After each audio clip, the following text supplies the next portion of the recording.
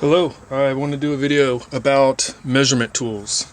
I'm going to start off with some old school stuff and then move into a few other things, but right away, this is my framing square. Nothing too special about it, but I do have one. I got this for $1, it was super rusty. This one here happens to be a, well, I'm just going to read it. It's a Stanley number 14 and it was made in USA. Took the grinder with a wire brush, cleaned all the rust off of it, and then I coated it with some Pentrol to make it look nice. But yeah, that's that. And I also have a cheaper, smaller one. This one here is an Empire made in USA, and I believe this is model number 100. So a couple of framing squares. Also have a couple of combination squares. This one here is a Swanson 6-inch. These are pretty cheap. I think this was like $10. And then I have a Empire 12-inch. This one here also not too expensive. Pretty useful tools though. As far as measurement tools go, I'd say these are amongst the most used. Unless we're talking tape measures. And of course I have some tape measures. A few of these are going to be different. This one's a 100-footer. Don't use this too often, but sometimes it's nice to have something that just measures up to 100 feet real quick. I don't really use a 25-foot all that often, but this is a Lufkin made in USA 25-footer. The DeWalt is kind of what I use on the job site most. Just a 16-foot kind of gets it. You know, pretty basic. This one here has like kind of the big end, so you can kind of hook under things, hook below things. Just the other day I dropped my pencil. I was on the scaffold and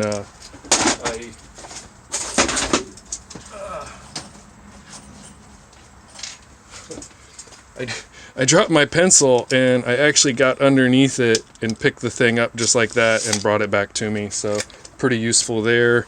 This is an old Park Tools. This one has metric on it as well, so sometimes if you want to measure in metric, that's useful. Here's just a small, lightweight, easy to take around, $3 Anvil. I think they sell these at Home Depot for basically dollars. Stanley, engineer scale. So basically when I used to give measurements to a beam saw, this one has tenths of an inch on the bottom and normal fractions on the top. So I could basically measure in decimals and just give my beam saw guy all my cuts measured in decimals instead of doing any conversion. And then this is an old Japanese Clover. This also is metric and inches. But the thing that's nice about this is from the fabric industry, but you can measure diameters pretty easily, measure around things because it's just like a flat tape.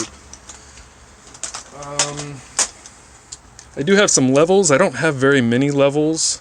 This is actually the biggest level I have, but it's the Klein lighted one. I don't know, it's kind of nice. I don't use it that much, but I saw it one day and just was like, you know what, I need a torpedo level, so I'm going to buy the Klein. Unfortunately, I don't think this is made in USA, but these magnets are hella strong. I also have like another really small level here, just like a pocket level. I keep this like in my little side tool pouch at work, just if I need to make sure anything small is level quickly. And then a line level, that comes in handy at times. Another old school tool that I bought when I just saw one at a good price was a Empire plumb bob.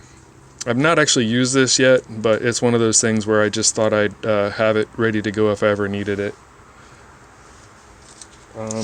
Rulers. I've got 2 rulers. This one here is a Peck. Let me try to get this. PEC. Made in USA. This one is basically it's Products Engineering is the company. This one is 402-024, made in USA, and it's tempered. This one's the 4R, so it's 1/8, 16ths, and then on this side it's 64ths and 32nds.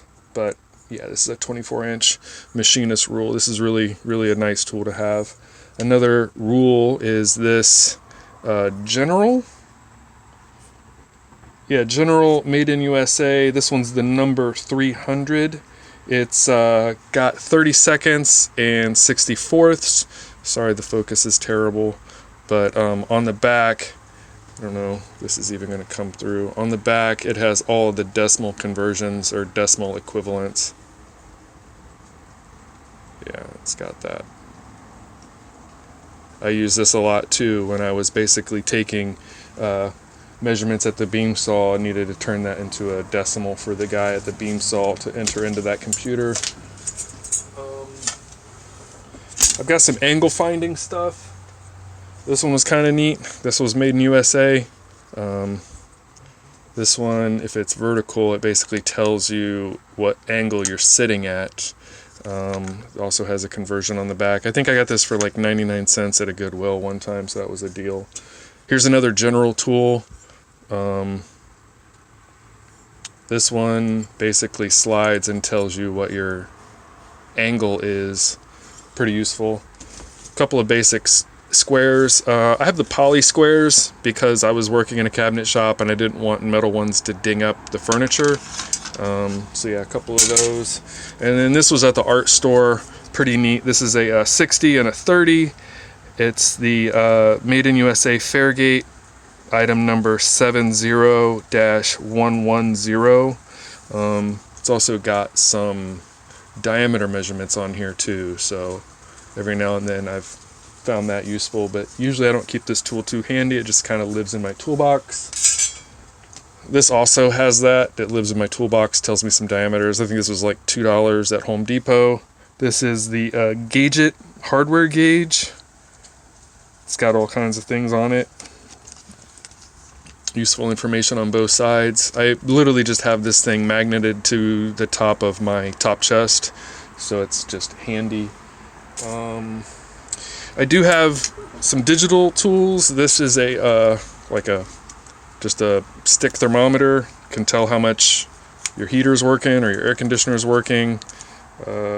Just on off, and it's got the Fahrenheit Celsius button, but just one of these, real cheap at Harbor Freight.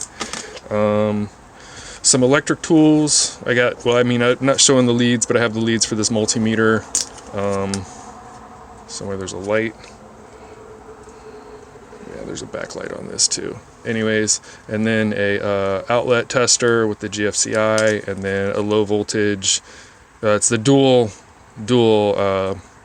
dummy stick or whatever, low voltage tester. So that's, I call that a measurement tool, on or off, you know. And then one of my favorite tools I think everybody should have, well, not that everybody should have it, but one of the tools that once I finally got it, I realized I should have had it much sooner, was a digital caliper. This one I have is the iGaging Easy Cal 6-inch. Also has the decimal equivalents on the back here, but yeah, I mean, this tool is just insanely useful if you ever need to measure things that are difficult to measure or need to be very precise. Probably one of my favorite measuring tools.